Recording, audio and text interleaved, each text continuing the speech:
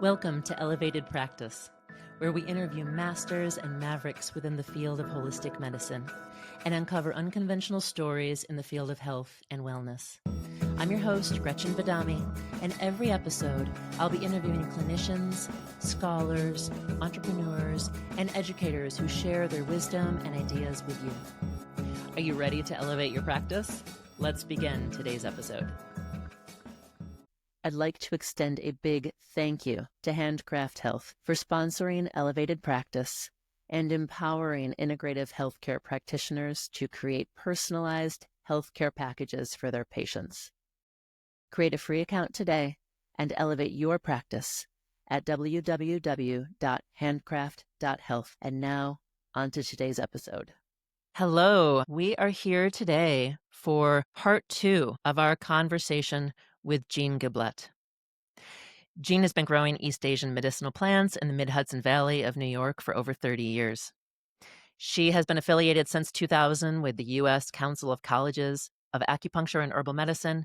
She developed extracurricular study opportunities in medicinal plant botany, horticulture, and conservation. In 2008, she founded the nonprofit High Falls Foundation to continue this work and to develop a production of Chinese medicinal plants on small ecological farms throughout the U.S. and Canada. Currently, she coordinates the Zai Sheng Herbs program to direct market the herbs to licensed practitioners via e-commerce. She is a co-author of Mending the Web of Life, Chinese Medicine and Species Conservation, which she has published, along with numerous articles, 2 websites, and 2 Instagram channels. Originally graduating with a bachelor's in psychology from Harvard Radcliffe, Jean worked in research and systems analysis for 2 decades before discovering her passion for Chinese medicinal botanicals. And since then, she has spent the past 30 years growing, educating, and presenting about Asian medicinal herb cultivation. Jean, welcome back. Lovely, Gretchen. Thank you. Thank you for being here again. And for our listeners, our previous episode with Jean was recorded to allow Jean to give an overview of the history of the attempts at domestic herb production from her expertise and her vantage point from the 1980s onwards here in the United States. She gave us a basic timeline of the events that have occurred attempting to cultivate domestic herbs, the different areas around the country where farms have begun, and the farmers who were growing the herbs, and some of the major players, including the botanists, the farmers, and the educators within this industry. So if you're interested in those details, please go back and listen to our previous episode that we recorded, giving all of the detailed history of that timeline. We are here today to flush out some of the information that was mentioned and briefly touched upon in that last episode, and then also to move forward and to talk about what needs to happen next in our quest to provide some of the Chinese medicinal botanicals, to grow them and have them in quantity and available use for practitioners and manufacturers here in the United States. So we're going to talk more about that today. And Jean, thank you for joining us here again. You're very welcome. I'm glad to be here.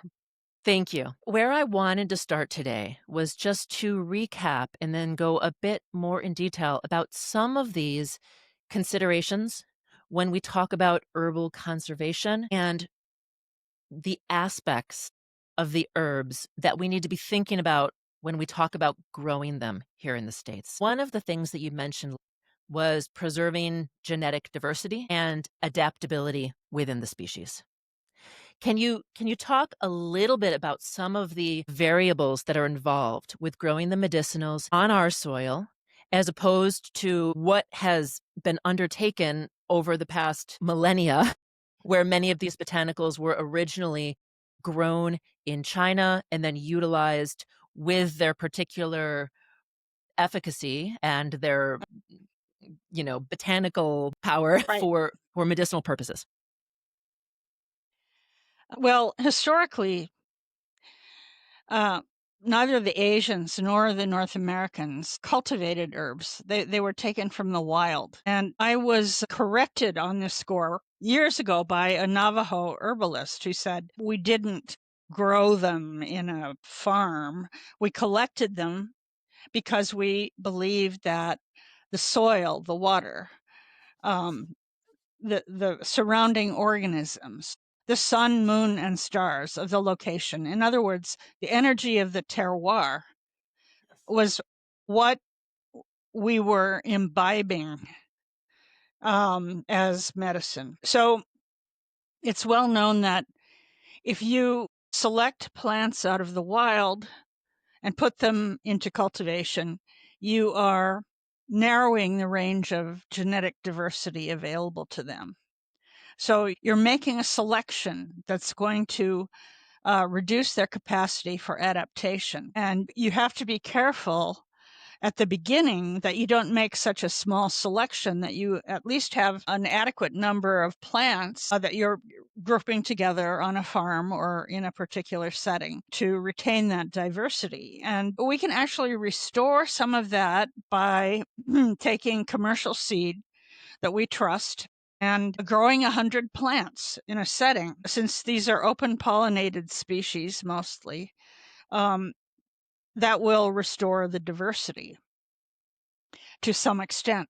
So you can work to preserve genetic diversity in that way, and we try to do that. But further to that, the botanists know the origin of those Asian species. You can go to Flora of China, which is our major online resource, and Google the botanical name, and it will tell you where it's grown in China, the provinces where it's grown, the altitudes, the conditions, whether sun, shade, forest, desert. So even from that online resource, you can get an idea of the original environment of the plant. And then what you have to do is to find an equivalent environment in the United States. That's not as difficult as it sounds because you have so many microclimates within a range. For example, we're at the same latitude as China. So, Beijing and New York City are at 40 degrees north. And so those climate zones are somewhat similar. And on the two continents, you've got an eastern forest section and then drier lands to the north and west. But within a province or a state in the United States, you've got a huge range. So here in New York, we have 5 different climate zones, altitudes from 0 to 3,000. The beautiful differences in the soil are simply breathtaking.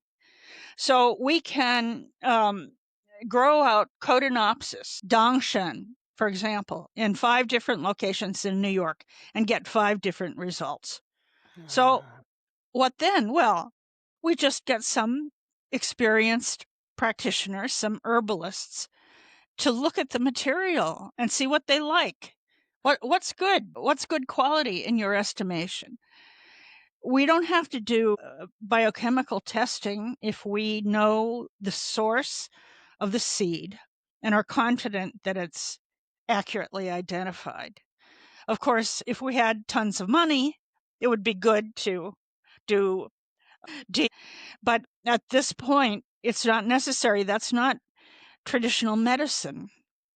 It's pharmaceutical medicine. Yes. And we're not pharmaceutical medicine. We know, the plant people know, that a population of the same species can differ in its chemical constituents from another population 5 miles away. This is well known both in China and in the US. So it's not a matter of the chemicals. A plant is not a bag of chemicals. A plant is really an expression of a location. And if the location is really healthy, that is, it's not polluted and the soil is alive and healthy, and the site resembles the original home of the plant in China, then we've got a really good chance of getting the medicine that people are accustomed to. So it's really not about replicating the system in China. It's about adapting the plants to our locales and starting out with just a few. We don't have to grow everything, but how about picking out 150 of the ones that are most used by American practitioners? I may have said this last time, but in the current edition of the Chinese Materia Medica, there are over 7,500 plant species mentioned with their energetic potential. Okay. Now, of course, we're not going to be able to replicate that. Another factor in our favor is what the botanists call the geophytographical relationship. And this has been known by botanists since Linnaeus, that the plants of Eastern North America and Eastern Asia are very close cousins. So if you were not a trained botanist and you were to look at American ginseng and Asian ginseng growing side by side, you wouldn't be able to tell the difference. The same with black cohosh, the Uh, same with a lot of other things. What we're working with are genera and species that are very, very close to what we have here, native. They're not unfamiliar. And in fact, some of the US American plants have already been adopted. The Chinese had no problem going off to Africa and bringing something back 3,000 years ago and starting to grow it. So I think they've done a lot more recently, but I'm thinking of a chorus, the Changpu. mhm. They've decided that they prefer the American version now. Sure, Changpu for those Yeah, yeah, who are listening. Yep. yeah. And trumpet vine, Campsis radicans. So the Mm, American species is it's in Bensky. Pokeweed, the American version is in Bensky. So, what more can be determined in, let's say, the next several decades if people really get down to pursuing this line of investigation and saying, yeah. can the American species be substituted for the Asian species? That would be, an empirical clinical test of the sort that the Chinese have done for thousands of years. They just Yes. stick it in a formula and see if they get the expected results, and Yes. do that over and over until they're pretty sure they've got something. I hope I've answered the question of siting, or can we grow Asian herbs here?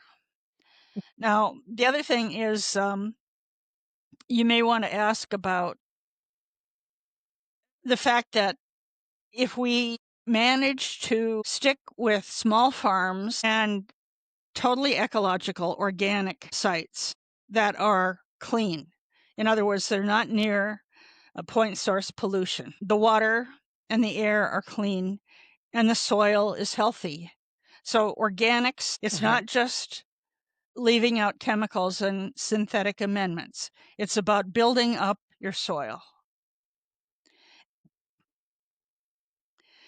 You can go to a major farmer's market in a big city, and you can buy 3 different pints of cherry tomatoes in August, and you can sample each one and get a picture of whether they're taking care of their soil or not.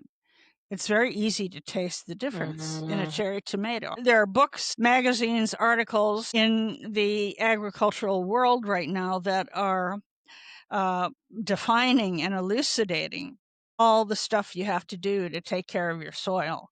And it's a lot. This is a big deal, but people are doing a bang up job. I mean, yes, it's a minority. We're still dominated by the commodity crops, corn, soy, sugar, and genetically engineered, whatever. Yes, that's a policy issue.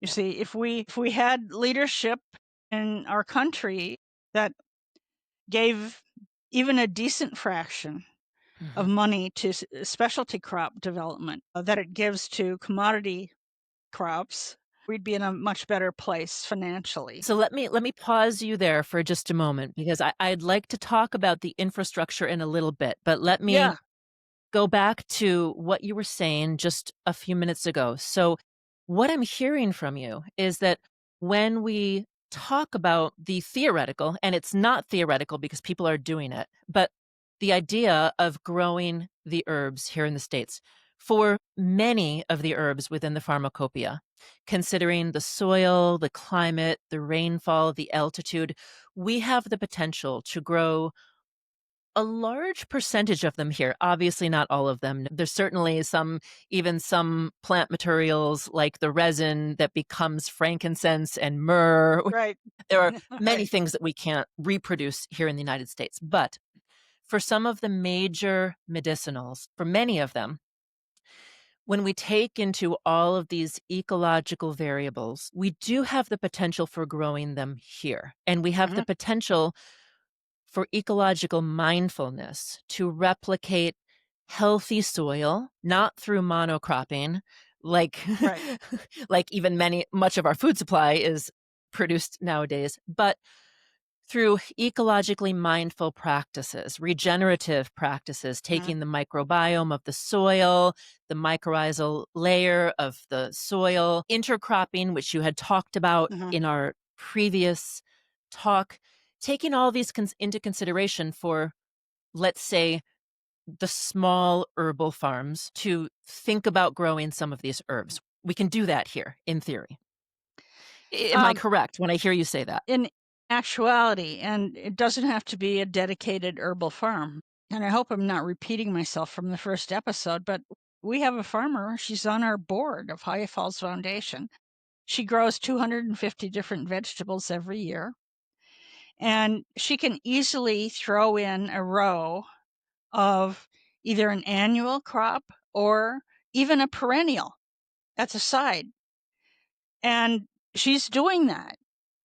She's one hell of a farmer. She is extremely creative. I learn from her all the time. And we can do things. She can do things like andrographis, which is a subtropical. She figured out she can grow it in 1 year, one season. Chuan Shinlian, Yeah, yeah. Endographis. So now it's an annual, Yeah. and we're getting really good product out of it. So as I am trying to get across, it's not replicating the production of Chinese herbs, it's adapting the production. So eventually, I hope, I pray, we can get to a live herbal, traditional herbal medicine that Mhm. looks more like what the Indians were doing more than 500 Mm, years ago. mm. And when the Europeans came here, they couldn't even recognize what the Indians were doing. They thought they were just running around in the woods, I guess. And then later figured out that they were actually growing in perennial polyculture settings. S Uh, it's so practical and simple. It's like common sense. Mhm. And there are some people who have it. So we can have the ability to grow these herbs. Now, in terms of the farmers, the botanists, some Yeah, of the people who are already doing it, like yourself, what involvement on a grassroots level? I'm not yet asking questions about the right. infrastructure to turn this into manufacturing on a large scale. But on a small scale, on the grassroots level, what do people like yourself, the farmers, the botanists, what do they need to know? And my question with that is, okay, you're growing the herbs and they are fresh and they are organic, grown with Uh-huh. ecological mindfulness and considerations. How do we then have people who have the knowledge that this herb is going to be effective? Practitioners would need to test it. Like, what connections, what network needs to happen amongst our community to start getting interest on a grassroots level for the growing? And again, not the infrastructure yet, but the growing of effective herbs. The U.S. profession needs more education in terms of its quality standards. Too many people go along with big pharma that you have to have such and such a percentage of ginsenosides in order for this to be real. No, no, this is traditional medicine. We found that when people are presented with our herbs compared to imported herbs, that their own sensory evaluation is enough to persuade them. It's as if you've been eating Velveeta cheese all your life and then you win a 3-week trip to Tuscany. Your standards raise considerably. So Yeah. actually we're trying to do that as a public relations effort right now. We packaged up 200 samples this past winter and we want to get them out to the colleges. So I'll appeal right now to your audience, people who either teach herbology at the graduate schools or have a line to the faculty. We can get you samples, and just to have samples available in the dispensary or at the school to contrast with the imported version is really an eye-opener. Mm. That is a tiny start, and our customers are putting the herbs into formulas that, of course, you're combining imported and domestic. We always want to have feedback, but so far we haven't had any complaints. An herbalist, particularly an experienced one, has a gut feeling, and that's what they go with. Now, I'm sure I'm open to criticism on this score, but this is the beginning of a generational effort. We're not going to solve this, certainly not during my lifetime, nor yours. It's for our grandchildren and Yeah. beyond. So we have to start somewhere. And if we can win practitioner loyalty from a small group, we can sustain ourselves. Mhm. So one thing I wanted to do was to get across the idea that we're kind of on a seasonal basis right now because of course we're in New York, so we're in the north. But generally we take in the harvest in the autumn and then we do the processing and packaging. We don't get it all set up in inventory until January. So I've made a kind of Chinese New Year broadcast each of the last 3 years. But if 100 practitioners or 200 practitioners would check in with us at Chinese New Year and buy whatever they could and never do another thing the whole year, that would sustain us. That would be Really. enough. I mean, we're at this tiny little Yeah. baby step stage of development right now. And I think it's good that we grow organically. So Mhm. we need some champions, some good customers. And of course, even if you're an acupuncturist and you don't really work with herbs much, or you don't work with raw herbs, okay? Granules, if you're using Or yeah, granules or yeah. tablets. So you can still give us a donation. You can still register for $25, Mhm. period, and kind of stay with us. So I'm really not looking to persuade everybody because I feel like we can get to, say, the introductory level and then get on to the consensus level and then get really famous, so that Zaisheng herbs would become a household name in the East Asian medicine community in North America. That would be wonderful, but actually we couldn't handle it at present because we don't have a paid staff. Everyone in the foundation is working for free. We pay our farmers when the product is weighed, but before it's sold. So the farmers consider that to be fair. Mm. And that's all we care about at this stage. We don't have people answering the phones. So I see this as an organic social development that Yeah. more and more people will pick it up when they're ready. And let me tell you, the farmers are ahead of the practitioners. I regularly get calls from people and they want to join. They want to be able to quit their day job and continue their farm efforts. Now, I usually tell them up front they can't quit their day job anytime soon. Please don't do that. But you would be surprised at how many people are farming while holding down a job, and that their operations are really impressive. So, what I like to do when I take on farmers is to find someone who already has a viable operation. And maybe they need that day job in order to support the family and they want to get away from it. That's Yeah. very common here in New York. You have a day job in the city and then you're dying to get upstate to the country. That's happened many, many times. These farmers may be growing fruit trees or they may be growing vegetables. They can then incorporate rows or sections of herbs that, as you spoke about in the last interview, some of our herbs, if you're just thinking something simple like flowers, maybe they're growing every year, but some of the herbs, some of these roots, some of these medicinal Uh-huh. plants have to grow for 5, if sometimes 10 years in order to come to full maturity where they are producing the part of the Yes. plant that Mhm. is medicinal and the aspects of the plant that are medicinal. So these farmers could do that. They could start growing herbs while they are already producing whatever it is that they've been growing Absolutely. in the meantime.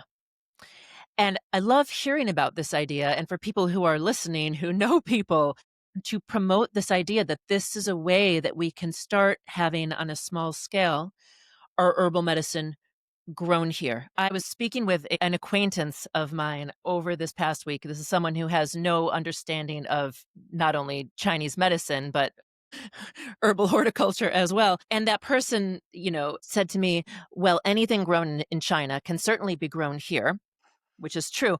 And then he said, just get a greenhouse, right? And the the point of that comment was that the population, and even I think a lot of people within this field, don't understand the length of time it takes for some of these medicinals to be grown Right. and the innate knowledge that it takes to make sure that these plants are growing in the correct way, which you've Right. started to speak about. They need to be grown in certain ways. You're not just going to plop some seeds in your backyard garden and grow these and have them ready for you in 3 months in August to Right. harvest. So that is one piece, that we need skilled farmers and skilled botanists to be given the infrastructure to be able to do this. But what I'm hearing from you is we don't need to think about it on a huge scale. We can think small in order to start this process. A question that I did want to ask you. We don't we don't want to, nor could we, replicate what China is doing. However, I know that you have created associations with universities, with research facilities to be able to study the growth of these plants and the medicinal Mhm. effectiveness of these plants. Can you talk for a few minutes about what we do need if we think about starting this process? What do we need in order to grow these herbs and scale production, Mhm. not to the scale of China, but to a scalable amount that, let's say, some herbal manufacturers in our industry. Let's talk about, some of our Yeah. big producers like Emily's Skin Soothers or Mhm. like Evil Bone Water, or Uh-huh. we've got some up and coming manufacturers who are producing tinctures and balms, right? And they want to predictably and reliably purchase, let's say, 50 pounds of an herb, Yeah. on a semi-annual basis to make their product. How do we get ourselves there from where we are now? Let's pause for a moment to extend a big thank you to our sponsor, Handcraft Health. I prescribe a lot of herbal medicine in my practice, and quite frankly, I don't want to spend the overhead keeping hundreds of herbs and supplements on hand. Since the pandemic, I do a lot of telehealth consults and ship patients their prescriptions. Handcraft Health has been my lifesaver. It allows me to have a successful and streamlined practice and saves me money and office space. I am not tech savvy, but the platform is really straightforward for me to write and easy for my patients to pay online and receive their orders at home. It's free for practitioners to open a Handcraft Health account. It's just handcraft.health and only takes a few minutes to sign up. It's one of the easiest choices you'll make to do what you do best. And now, back to our episode. I think of it as the next level, which is scaling up the volume. It's not a huge volume, but it is something where we can begin to really serve the needs of product makers or even just the community, avoid running out of stock in a given year. Okay, so there are two things. First of all, a producer, a grower, has to set up the plant infrastructure, and that takes a really long time. One example is Cornus officinalis, the fruit pulp. Shanju, yes. It's actually a gorgeous tree. It is just a beautiful tree that flowers yellow in the spring before the leaves come out. So 10, 12 years before that tree starts producing. Now, from my point of view, I want to be able to put it in a setting I'm confident of that's going to last. So we've got a tree farm out on the shores of Lake Ontario, a guy who's really, really experienced. He's got, tons of fruit trees out there. So we place them with him. And so I'm reasonably confident that in 10 years or so, we can start getting fruit out of that. Another thing, the cornice, now that's an example of a first-class carbon sequester because it's a tree, so it's permanent roots in the ground, but it's producing fruit every year. Permanent roots in the soil is one of the principles of regenerative agriculture, and it's also top-level carbon sequester. That's a big advantage for cornice. Let's take another example of baishao, the herbaceous peony. That's really a 5-year production effort. But if you have a grower who can establish 100 plants in a row, and next year put another row right beside it, or maybe there's a companion crop alongside, and then a second row of 100 baishao, and then the next year a third row, and so on. When you get to year 5, you're harvesting the first row. And then you actually have an annual harvest, even though it's a perennial plant. Mm. So is that kind of a clear picture? Yes. You have to have a grower with enough malleability in their array of row crops that they can handle that. And then just getting the planting stock is a 2-year proposition. First of all, the peonies take 2 years basically to come out of dormancy and get established in the greenhouse. And then really they need another 6 months at least to establish roots big enough so that you can plant them in the ground without losing them. So the time factor, if you can gear up an operation in order to accommodate that time factor, you've really got something. You've got a productive operation. And 100 baishao, that's a good amount. You can also harvest and divide it and replant part of it and harvest part of it, thereby cutting down the time required to get it from seed. I don't want to drone on and bore everyone, but this is why farming is an art. Yeah. It's about designing a production system that really works and is efficient. I can't just throw some seeds in my backyard greenhouse. But people can do this, and they are doing it. They are doing it. Strategically, they can grow their fruits and their vegetables to earn a living every summer at the farmer's market. Right. and then they can be planting herbs if they're educated on how to do this. So Right. this again goes back to people like you and other botanists and herbalists who are able to reach these farmers and say, "Hey, we need people doing Yeah. this, and here's how you can do it." So that's the first aspect of this, is just getting the right farmers and then getting more of them. Okay, but the reason we need the universities is that the land grant universities, the agricultural universities, that's what they do for 150 years. They've been doing.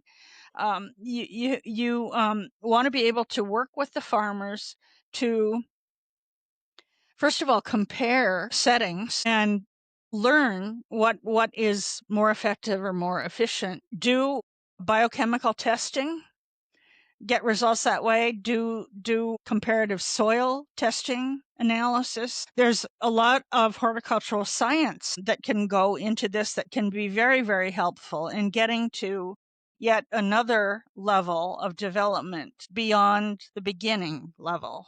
And so we need the universities. We've got some of them active now, notably North Carolina State. We recently had a roundtable discussion, which they sponsored, about how we're going to get this nascent industry developed. So we have a core group of farmers.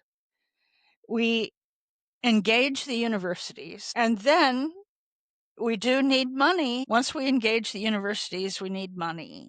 So that's got to come from the federal and state governments or private sources. Policy considerations, as I mentioned earlier, have a lot to do with this. Mhm. But there are many people in organics and ecological agriculture who have been lobbying for a better farm bill for years and years and years. What do we do about the fact that 95% of the corn and soy in the U.S. is GMO, and that they're being subsidized to do that? That's wrong.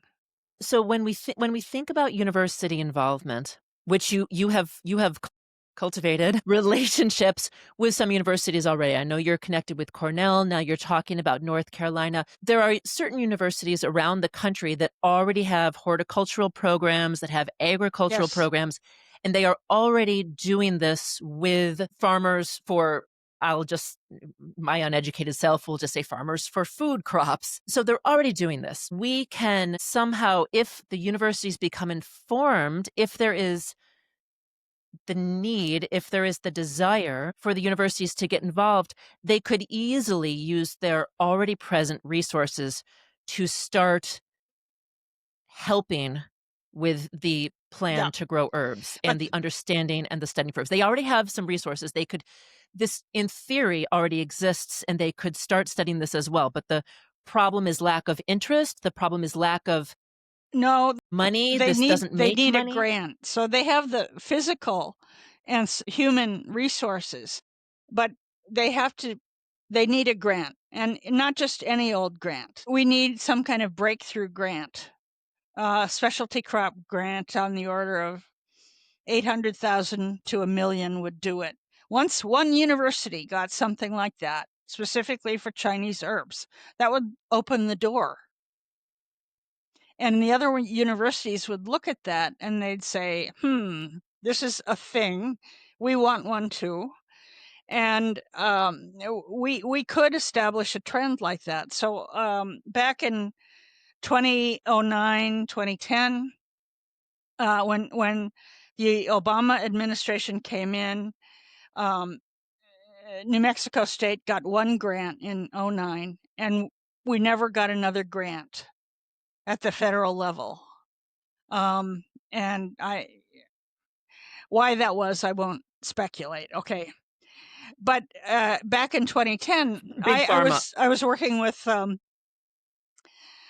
Janine at North Carolina State. My mentor, Lyle Craker at University of Amherst, who unfortunately passed away 2 years ago. I'm very sad about that. We had 8 different scientists at 8 different universities banded together, writing a grant proposal, for a big specialty crop grant for Chinese medicinal herbs. And we tried 3 or 4 times. And every time they said, there's no market. Prove to us that there's a market and we'll think about it. And after the third or fourth time, I got suspicious and I said, someone high up is telling them there's no market, because we were providing all kinds of marketing information. And they Right. It's just, you clear know, that there's a market. China has invested hundreds of billions over the past 75 years, and a global yeah, market exists. that's political. It's Yeah. political.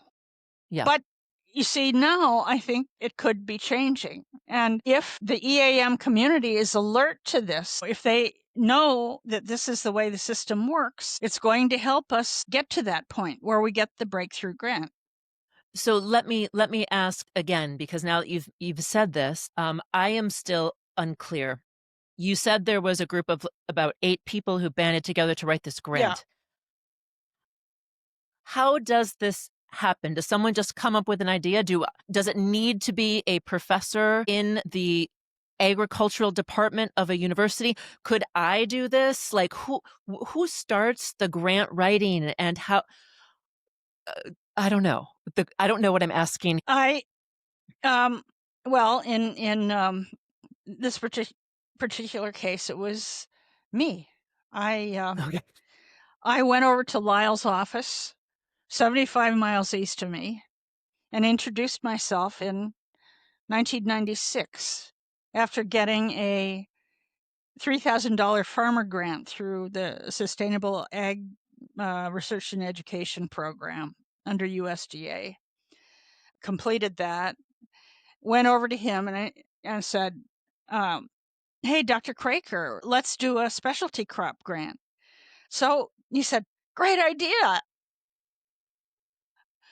And he put in, and we got, I don't know, it was a 3-year trials program for the Northeast of 5 species. That was in the late 90s. And of course, I worked on the grant proposal. I did everything I could. But, you know, I, I'm not hung up about the fact that I don't have a graduate degree in agriculture or anything else. It's about working with people in the system. And there are a lot of really lovable, sincere people working in dysfunctional systems. That's what you find out. And you go in and here's an idea and let's do it. And Yeah. we really did it. And so we were trying to take it to the next level by going out and finding all these other people. And I went around, when I was traveling a lot in the United States during the botanical studies program that we were doing within EAM at the graduate schools. I think I covered that in the last session. Mhm. Yes. During the aughts, the decade of the aughts, from basically 2006 to 2010, we had a big Kellogg grant. And we engaged 25 of the 50 graduate schools that existed during that period. And we did things. So in that process, I would check in with a guy at Oregon State University or California, New Mexico, Minnesota. So I got to know some of these land grant people.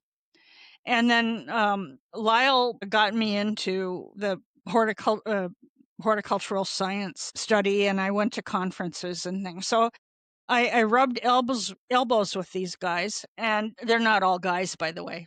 Some are women. So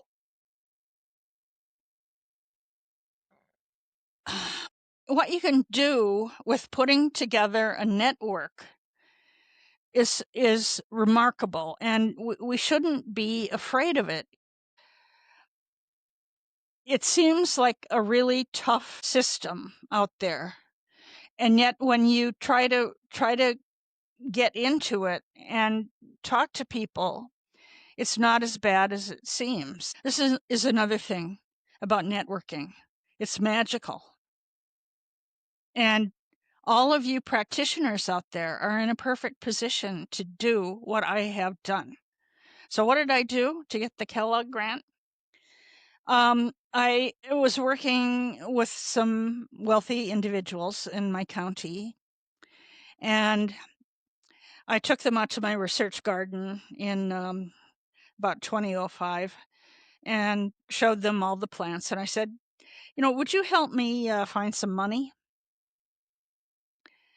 And she said, did you know that the present chairman of the board of the Kellogg Foundation is a Chinese American dentist in San Francisco? I'll call him. Wow. Just like that, just like Yeah. that. Just And one that's connection. how it works. Yeah. I'm telling you, it's magical. I should be out there constantly talking to people, but unfortunately, I'm kind of busy at the moment. But all of you Yeah. listening to this have that opportunity, and it Yeah. comes when you least expect it. The way we can build a network is for people to understand, as we've been talking here, what is needed to grow the movement. Yes. And do you think I've explained it clearly enough, Gretchen?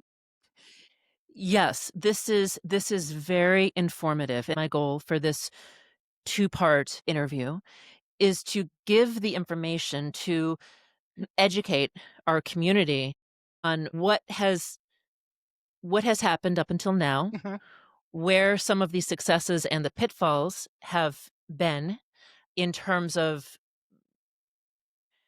trying to get this off the ground, and where you have been able to make some inroads in doing that, and where there have still been some continuing pitfalls, and to then educate practitioners and people in the community as to what they could possibly do. So, with knowledge is power, and then you can start to think about what are my own personal connections. Am I able to simply buy some herbs from Zaisheng Herbs, or do I have a really rich patient who could make a Right. $500,000 donation? Right, like everybody can do something, and certainly I can speak from experience that when I started to think about this situation a few months back, I became overwhelmed and Uh, didn't know what I could do.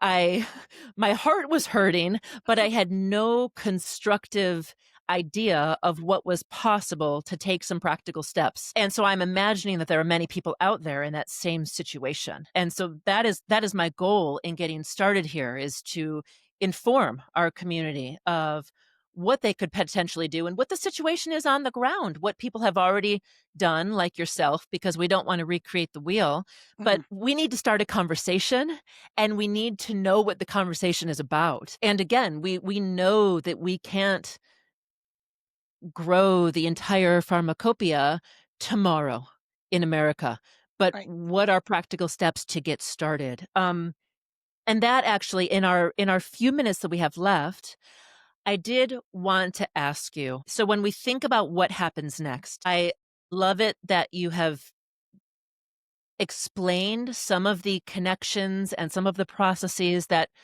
you know, need to happen in terms of grant writing or research, in terms of farmer involvement.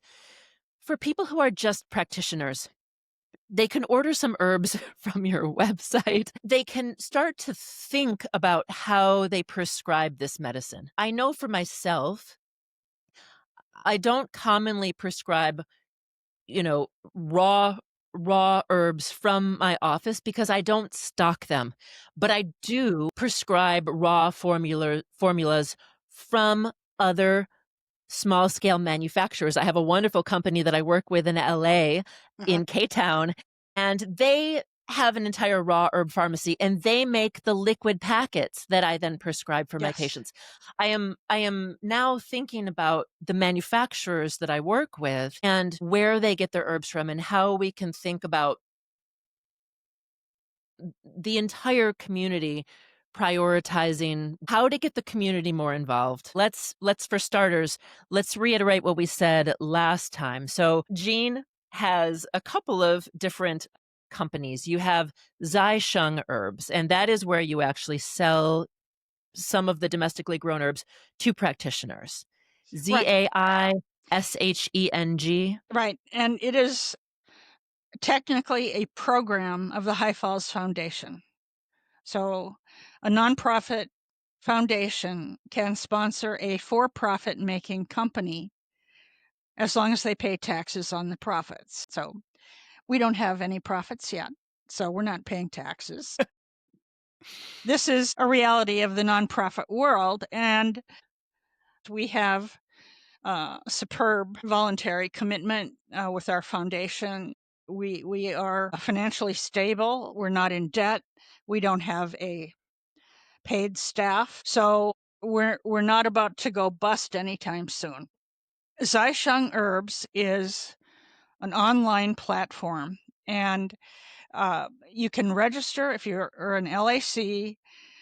You can register, pay $25, and then you can get the newsletter, so you can stay in touch even if you're not working with raw herbs. The other interesting thing I just thought of when you were speaking there, Gretchen, is um, even if you're not working with raw herbs, we've been doing pretty well on Juhua, both yellow and white. You could order a little bit of Juhua and give it to a patient who would really appreciate it, just as a tea. And Yes. maybe we should make an effort to get more food grade medicinals Yes. into the inventory so uh, you can dispense them this way. And of course, we've tried really hard with Huang Qi, and the problem with Huang Qi is that it's crossed over into the Western market. So Mm. the price is way up Yeah. because the Westerners are subsidizing Everyone loves astragalus. everyone. Yep. Yep. But maybe we can think of other things also, and there has to be some little hook. Yeah, that is actually one thing, and certainly any practitioner could do this, and it's something that I'm gonna make a point to do in the near Uh, future is, of course, when I'm giving formulas that have, 10, 20 herbs in them, or if I'm giving them as granules or a formula, I'm gonna have herbs coming from China, and the system there is spectacular in terms of the time and the money that has gone into that, and is a very complex system of manufacturing and infrastructure. uh-huh, But for my patients, when I don't need to prescribe them a medicinal formula for their diagnostic pattern, I'm going to start thinking about on my shelves having some tea that maybe is chrysanthemum and honeysuckle or chrysanthemum and gochitsa. uh-huh. Or, I always carry coptis in my pharmacy raw to send my patients home with to boil up and use as a gargle or a mouthwash if they have canker sores. I'm going to start thinking of creative ways to support this industry by carrying raw herbs that in the past maybe I would have just given them a bottle with some granules to mix up for a single herb. How can I do this with domestically grown raw herbs, which also engages the patient Yeah. in their healing when they can Yes. go home and make a tea and it can encourage them to really appreciate our Yeah. medicine as plants and botanicals and be engaged within their healing process. So, small little things that we all can do within our practice. Yes, we're still going to use the infrastructure for the Chinese herbal formulas, Yes. but what can we do to start to grow this industry knowing that it is going to take us decades to build it up? How can we start building it up now? I don't claim to have all of the solution, but I am pretty sure that it's going to take a lot of people and a lot of creativity and some first class networking for Yeah. us to stay together and band together so that the concept of domestic production becomes a reality and more people recognize it as such. Yes. So that takes more than a village. It takes a movement, Yes. a social movement. And I think it's happening. So actually, I'm very optimistic. Part of my optimism comes from what these farmers are doing and being able to associate with them and visit their farms regularly. Yeah. I think the EAM profession is maybe having a hard time right now. But there are so many wonderful people who are dedicating their lives and have really become philosophically aware in a way that is unprecedented. Earth Day, April Yeah. 22nd, 1970, right? Did we really comprehend at that time that it's about the health of the soil? If the soil is healthy and the air and water is clean, then we're healthy. Yeah. Our animals and plants are healthy. It all starts there. And it's taken 50 years for the leading edge of the ecological agriculture community to recognize this. Yes. They also, one of my mentors, Helene Davis, who is now the head of the agriculture department at UC Davis, or maybe she's retiring now. Anyway, she told me in the 90s, she said, plant physiologists have already demonstrated that if a plant is growing in a completely healthy soil, you can introduce a pathogen into the system and the plant won't get sick. Duh. I mean, yeah. So, same with animals and humans. And Yeah. our problem is that we're awash in pollution and chemicals and Yeah. reductionistic mindset. So Yeah. I really like to believe that our EAM community has broken through that and that we're standing on the far side of the paradigm shift, calling back to people saying, come on Yeah. over. Oh, the water's fine and it's really looking good over here. We are at a tipping point Yeah. that if we get enough momentum and enough involvement, there's nobody listening today who isn't already aware that Monsanto glyphosate is bad for the body and we don't want it on the food that we eat. Everybody is now aware of that. And it's killing all the microbes in the soil. So the plant Yes. is not getting nourished. Yes, and so we can apply all of this Uh, to our herbal yeah. practices, and It's we can think about what we need for our plant medicine and how can we make it happen that we can grow them ecologically with sound principles, and how can we keep the movement going that is happening within our food right mhm. now and move that to domestic herb production as well. It's a perfect metaphor. And it's true. That's what Yeah, has to happen. We have to imitate the local food movement, yeah. basically. Which started 50 years ago, as you Yeah, talked yeah, about, so yeah. now let's, start it All with right. the herbs. Yeah, go I ahead. just I just want to as we wrap up here, Jean, I wanna say thank you for sharing your knowledge and your wisdom, and, as I hear the story of your history, of your involvement, there are times when I think, "Wow, you in some ways, you were an island, and you were reaching out and making connections with people, but you have had the unique expertise of understanding this medicine, understanding farming, Mhm, being knowledgeable enough to connect with the researchers, to connect with the educators, to connect with these infrastructural pieces to keep this going and stand there waving your flag. And I'm happy to be able to give you a forum to share this knowledge now because it's becoming clear to me that more people need to be able mhm. to do what you're doing Yeah. and they need the knowledge Yes, and the please. understanding to be able to do it. So, to everyone listening, hopefully you've heard some of this. If you want to reach out to Jean, she is definitely amenable to anyone contacting her, and they can contact you through highfalls.net. What is that? What is Yeah. that? Info at highfallsgardens.net. That's Okay. the foundation's Okay. website. I do email the best. I'm usually not available by phone except to pick up messages.